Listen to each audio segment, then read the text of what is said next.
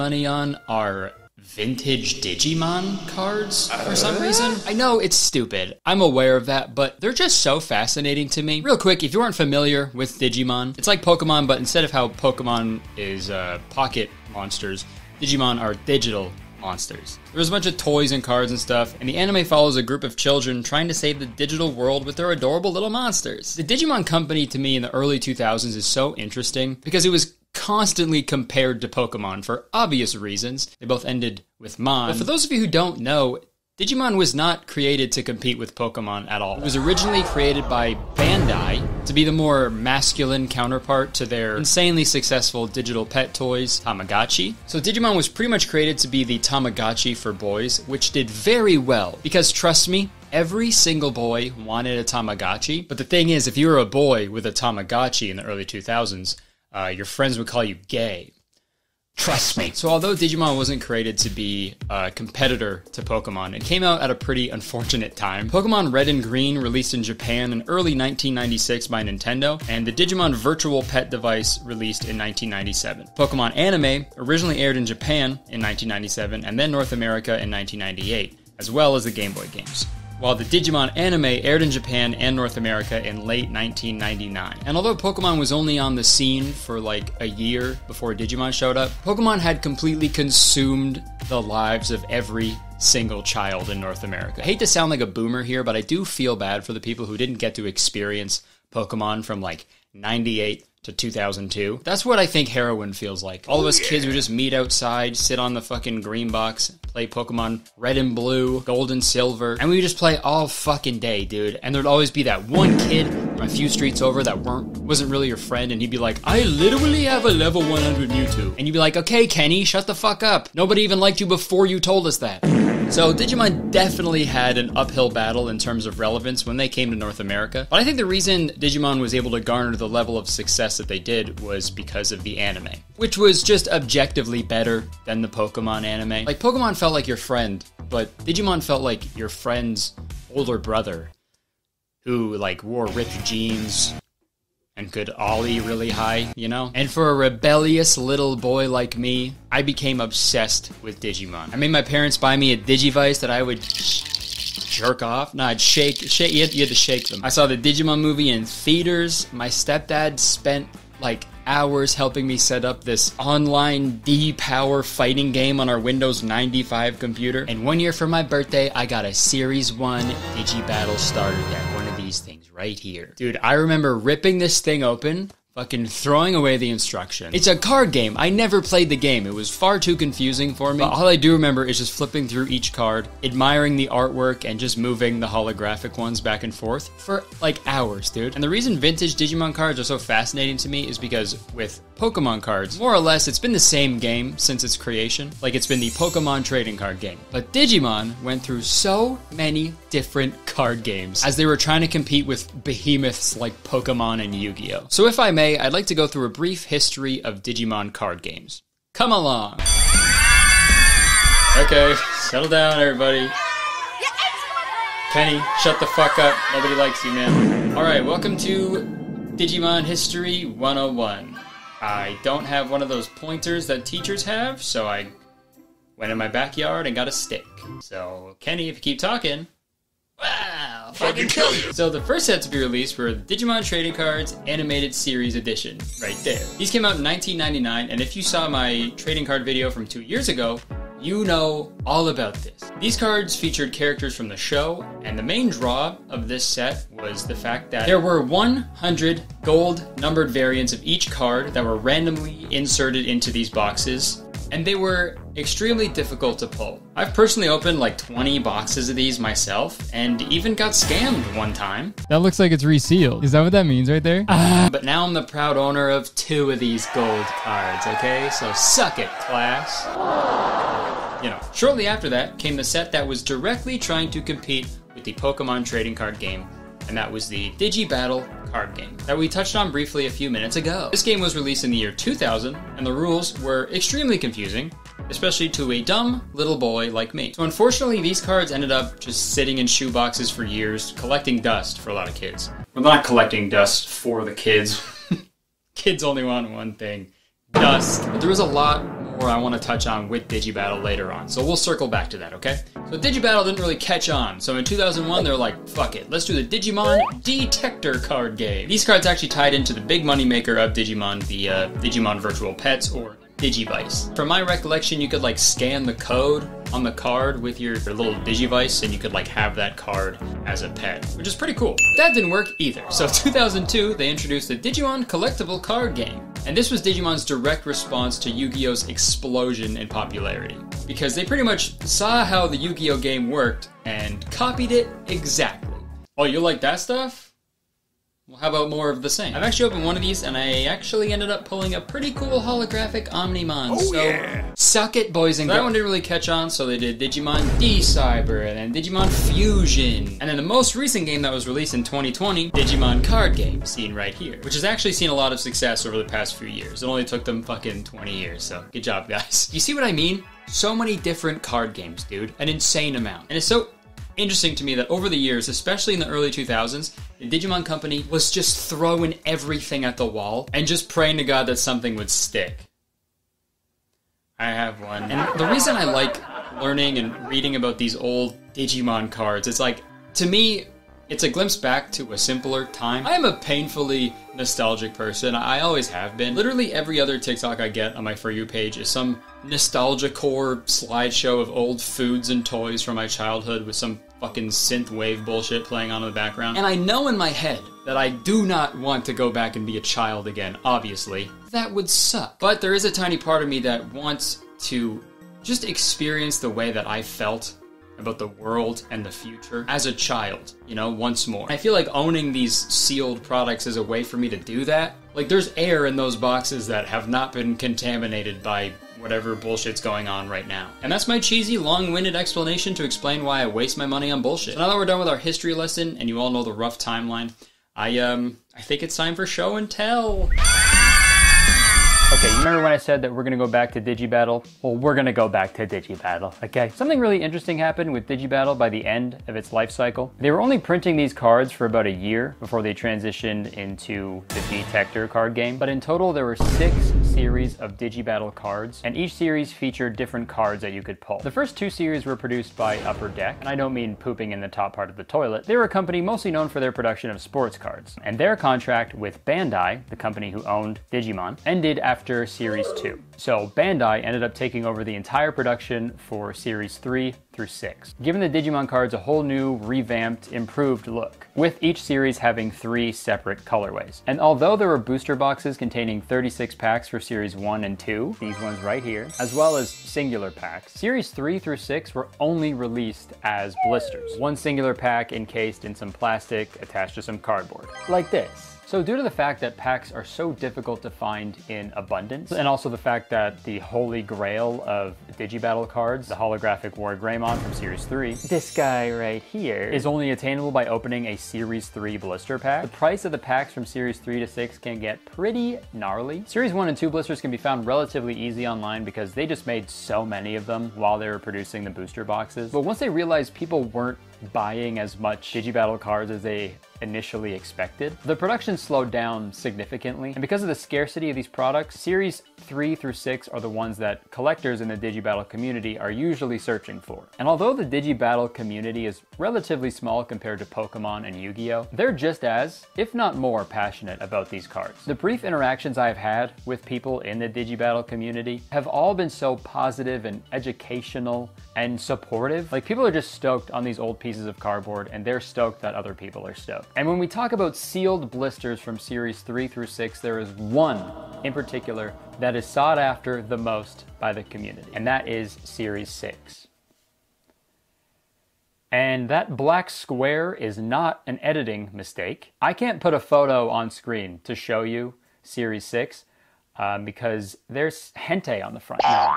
I can't show you a picture of Series 6 because these are so rare that pictures of them don't even exist on the internet. We know it exists because of like records, and people have the cards from Series 6. Out of the past 20 years, nobody thought to just take a picture of them and post them somewhere. And look, over the years, I've been lucky enough to get blisters from Series 1 through 5, but it keeps me up at night knowing that I've never even seen a photo from Series 6, dude. So, in this video, I want to try my best to see if I can find just a picture. That's all I want. I just want to find a picture because someone, somewhere on the internet has one, right? They have to. And I want to find it, okay? So, come along.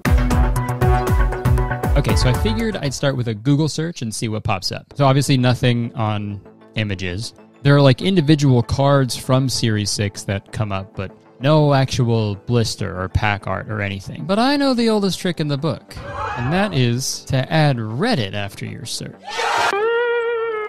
Okay, this is what comes up on Reddit. Looking for Digibattle Series 6. Me too. Okay, who would know something about these cards? It was originally created by Bandai. True. Probably the company who made them. Okay, so after a little bit of internet sleuthing, I found a contact page on Bandai's website for media/content creators registration. And I am a content creator. I'm creating content right now. So no one can tell me I'm not allowed to send them a message. Hello, my name is Curtis Connor, and I am currently making a video about the old Digimon Digibattle card game from 2000. More specifically, I am making a video centered around the Series 6 blister pack released at the end of Digibattle's production. I know this is a long shot because this came out more than 20 years ago, but if any pictures of this blister pack exist somewhere, it would be great if you could send them my way. Thanks in advance. All right, now we wait for the response. The prophecy is true.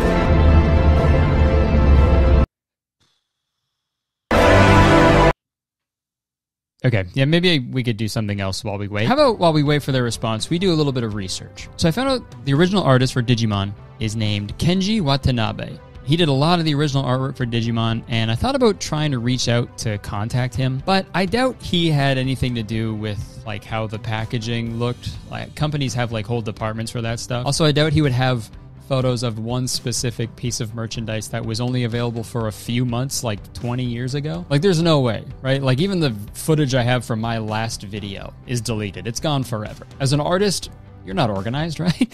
Fucking, I don't know, dude. What if there's like toy companies like Toys R Us? Oh, well, they don't really exist anymore, right? All right, so there was a real problem plaguing my quest. There really isn't a large amount of information about Digibattle on the internet. Honestly, one of the only places you can learn about Digibattle is on Wikipedia. I went over there to see if I missed anything in the one paragraph that is on that page. And after looking closely, turns out I did miss something. And it's the one thing that everybody misses when they use Wikipedia. The sources. Thanks to Wikipedia doing the one thing I always forgot to do in high school, which is cite your sources, we may have something that could prove useful. Every single piece of information on this Wikipedia page, they all cite the exact same source. And that source is Miller John Jackson, 2003. Scry Collectible Card Game, Checklist and Price Guide. Second edition, page 115 to 119. Okay, perfect. It's a book from 2003. So I unfortunately leave for Australia next week. So I don't think I have time to like find this book online and order it and pray to God that it gets delivered before I leave. So it's a good thing I ordered it weeks ago. I also use like the sketchiest website I've ever been on to get this book. I don't know why. I haven't actually opened it up in anticipation for this video, but my assumption is if there's enough information about Digibattle in this book to write an entire Wikipedia page about it, then it must have like photos of everything, right? I fucking really hope so. So let's take a look at it. Story time. All right, so we got the book here. Hopefully the video ends here. The front is promising, right? There's like, look, all these pictures here of all the different cards that are on it. So I feel like there has to be, right? Accurate pricing from the industry leader.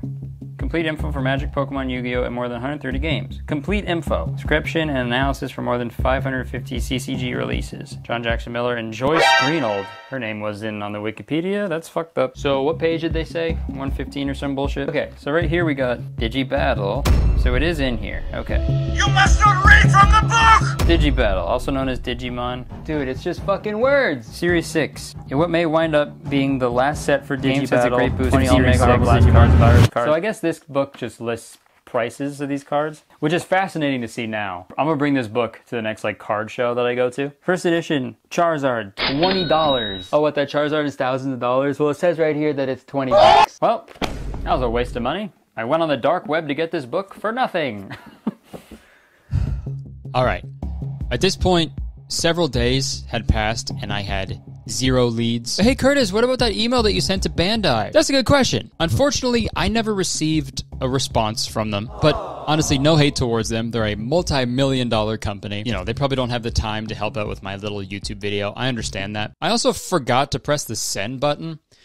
So that also might have played a factor in them not responding to me, but who knows? And I honestly didn't know what to do next, but then I remembered what I said earlier in this video. And although the Digibattle community is relatively small compared to Pokemon and Yu-Gi-Oh!, they're just as, if not more, passionate about these cards. Yeah, if anybody was going to have a picture of a Series 6 blister, it was going to be somebody in the community. Somebody, at some point in the last 20 years, has taken a photo of these and has it somewhere. They have to. So I started searching far and wide on Instagram, looking up hashtags and finding people's fascinating collections that they've gathered over the years. And there's one dude in particular that I've been following for a while.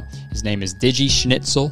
And his collection is insanely impressive. And if there was going to be anybody in the world who knew anything about these blisters, it was going to be him. And as I was looking through his posts and his stories, this popped up. Yeah, a fucking picture of a Series 6 blister, dude. And not only that, the next story slide, another colorway of a Series 6 blister. And then the next slide, a pack from the third colorway of a Series 6 blister. Dude, I've spent years thinking that pictures of these things just didn't exist anywhere. And this dude just fucking threw pics of not one, but all 3 of them up on his story one day, all willy-nilly style. So obviously I freaked out and I reached out to him immediately to see if he could explain these photos. And thankfully he agreed. So let's get to the bottom of this, okay? Hello, Eric. Hello, hello. How's it going? Not bad, yourself? Pretty good, pretty good. Just wanted to hop here, ask you some questions because I feel like you are in the from what I've seen anyway in the Digibattle world. I feel like you have a lot of knowledge. Yeah, I'm in there pretty deep, that's for sure. So how long have you been like collecting? Between 2 and 3 years now so far. So around like COVID probably, or like yeah. What draws you towards that versus like Pokemon or Yu-Gi-Oh? For one, Pokemon was kind of too late. Like the prices are just out of my budget for sure. Yu-Gi-Oh! I mainly had Pokemon as a kid and Digimon, so I never really had Yu-Gi-Oh! So I didn't want to go too in depth with that. But Digimon, since I had it as a kid, and the more I started collecting it, the more I figured out how hard these are to actually find. I think people understand how hard these are to find. Like the amount of hours you got to put in and talking with people and getting to know people. And I've learned a lot about Digibattle just from your posts, like your content, and you definitely have a pretty impressive collection, especially of like sealed stuff, which is crazy. If you have a crazy story about how you like acquired some of these rare packs. Yeah, I like a challenge, so finding sealed is always impossible. And I mean, I think I might be the only one that has the collection so far of Series 3, 4, 5 sealed of all of the colorways. So this is Series 4. Series 4 is the hardest one to find, probably out of Series 3, 4, 5. And this one I was just trying to get some penny sleeves and stuff like that at a local card store, and I asked, hey, do you have any vintage Digibattle? And they're like, no, we got nothing of that, only the new stuff.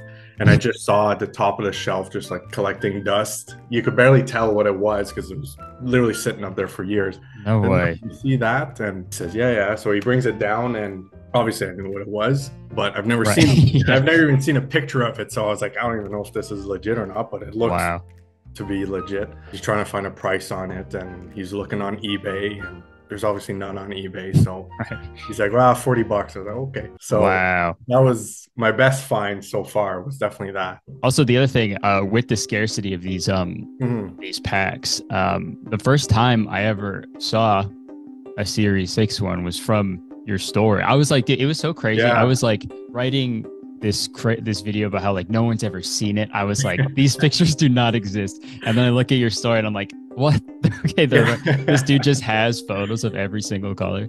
Yeah. Do you want to describe like where those pictures came from? Yeah, so those came from a couple different people. So a guy in the States that I had bought some packs from, he said he had a friend who used to buy all the Digi Battle packs when he was a kid with his dad. He used to open them all the time. So those pictures, as you can see, they're old, but they literally show the first Series 6 pack that I think a lot of people have seen. Like, just finding those pictures was insanely hard. You know, I had to go to a friend of a friend of a friend. So it was like, yeah, that's ridiculous. The scarcity of these things is just nuts, honestly. So there you have it, I guess. What started out as an impossible task actually came together pretty easily. All I had to do was mindlessly scroll through Instagram stories. So the next time your parents tell you to put the phone down, you show them this video, okay? Amazing things can happen when you scroll. Oh, yeah. So we finally have pictures of Series 6 blisters. And you might be asking yourself, if we have the pictures, why is Curtis still talking? And that's a good question. As I was making this video,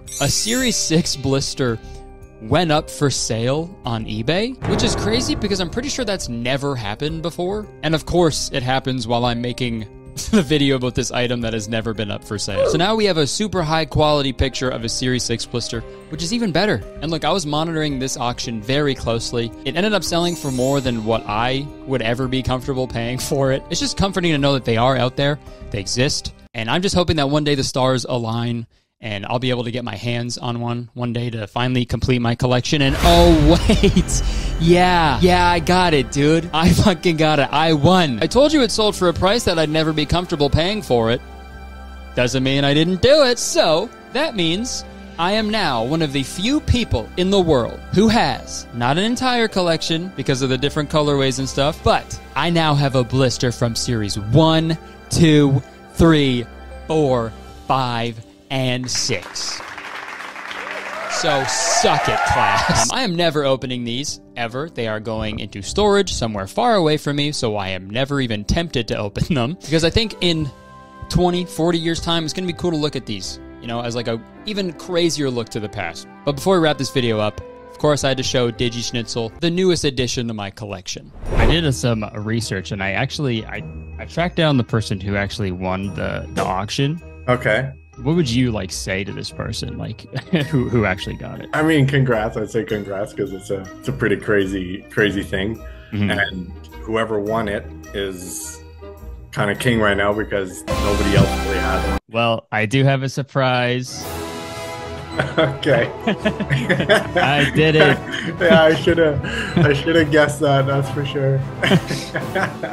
But yeah, dude, I wanted to obviously thank you for everything that you do for the community and whatnot, and like just being so like helpful with everything. And like anytime I had a question or like anything you wanted to like clear up, you know, you were super cool. So I appreciate it. Hey, that's no problem, man. That's why I'm here. Well, fuck, I hope you guys enjoyed the video. I know this one was a lot different than my usual video. I hope it was entertaining at least. I had a lot of fun making this, although it was probably the most expensive video I've ever made. I'll be honest, I did not think I was going to be able to find a picture of these, let alone have one in my possession. Whoever won it is kind of king right now. I also just can't believe the timing of everything. It's so weird. First the Instagram story pictures, then the eBay auction that has literally never happened before. It's almost like there's a little monster inside of my computer sort of orchestrating all of these things. I can't imagine what it feels like to be someone who worked for Bandai in like the early 2000s when you couldn't even pay people to buy Digi Battle packs. And then fast forward 20 plus years later, people fighting